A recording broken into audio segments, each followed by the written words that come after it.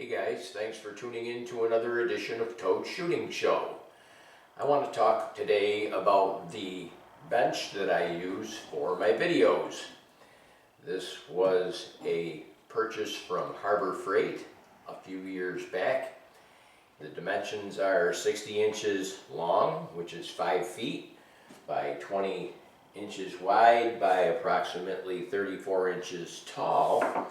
It does come with a wooden block vise on the end, and what I did was I tricked it out a little bit more and I added a few things to it.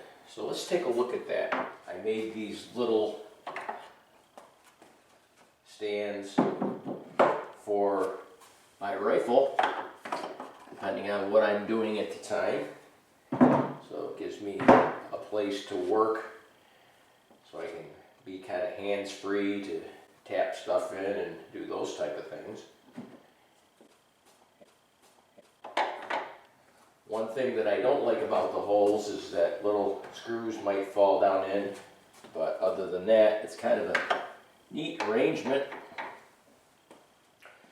So when you get this, you're going to notice that it comes in a cardboard box about 5 feet by maybe 10 inches thick.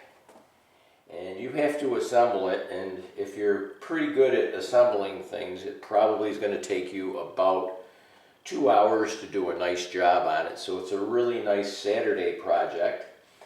The price of this was $160 at Harbor Freight. A few of the upside and downsides of this arrangement is that the drawers are fairly shallow, so you can't really put a lot of stuff in, and if you're like the typical person that puts a lot of stuff in drawers, you're going to end up having it be maybe a little bit of a catch-all.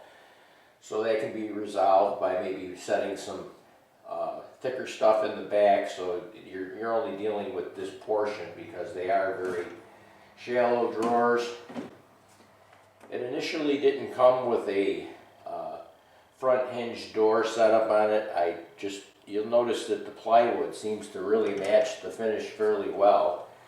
So I put some hinges on the front of it, a little lock there so we can keep everything secure. I did add this little cabinet to the side where the fire extinguisher is attached to it.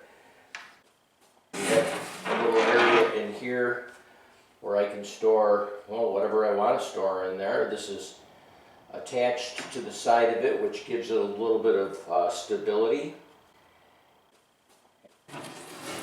Has a nice little latch right there.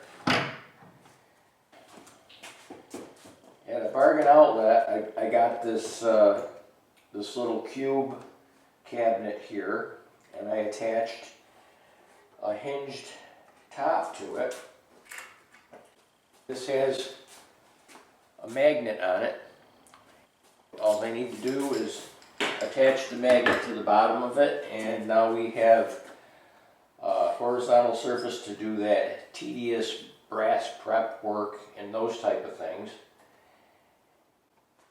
Another nice little feature that I used with the that wooden block vise there is I have two of my, I've got my RCBS and my Lee Perfect powder measure. So if I want to switch back and forth between the two, all I have to do is pull this out, rotate it, put it back in, and now I have whatever charge I have set up in the Perfect powder measure instead of the RCBS. So that's kind of a convenience there. Everything is kind of designed to be compartmentalized and taking up the minimum amount of space while still being kind of heavy duty. So if you're harfing on your press, you don't have to worry about everything wiggling around because this is a complete unit here. So as we look here, this is just a little catch-all for my reloading cleaning supplies, you know, nitrile gloves, little Q-tip swabs and those type of things. And we have a little Sears vise over here for doing some light duty work. I also enclosed the back. It kind of matches pretty nicely with everything else.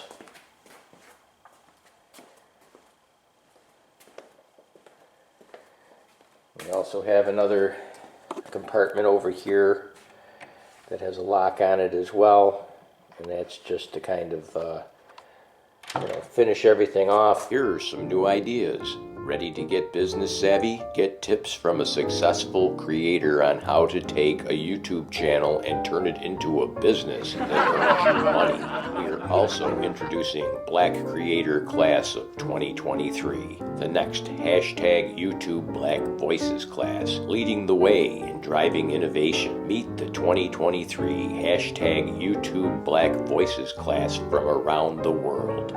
Also new in 2023, hashtag White Creator Class 2023, celebrating white people. Stay tuned for future details. And now on with the show.